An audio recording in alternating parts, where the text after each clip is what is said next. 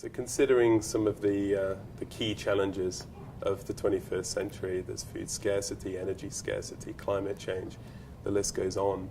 I just wondered how central non-communicable diseases were to this, to mitigating these challenges that we face, and ultimately to help to eradicate poverty.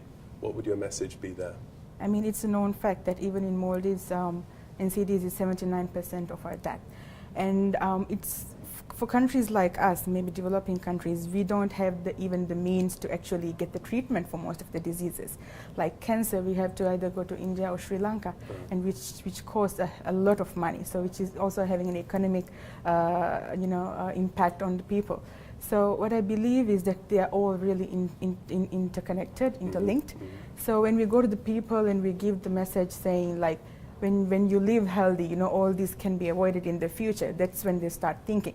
When you go to someone who's smoking and say you're going to get cancer, they might not listen. But when we go and tell them, look, if you get cancer, you're not going to have the money to go to India or Sri Lanka to do the treatment.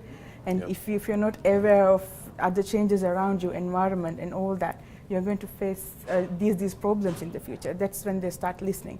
I just wondered how you, as a national actor, were adapting this initiative so that you're talking to volunteers concretely on the ground and adapting it to the local context in communities. The first thing I would like to mention is actually the initiative didn't come from the headquarters, as in not from us, but it came from the communities itself. So we saw that in some communities they were coming up with programs where they promoted physical activity and they were promoting healthy diet, and we were like, why are you concentrating on these activities when we had dengue in Maldives and all that? But then when we go and talk to the people, they are like, we know it's an issue, people are getting more fat, everyone is just lying around, our kids are becoming sick, so we want to do something about it.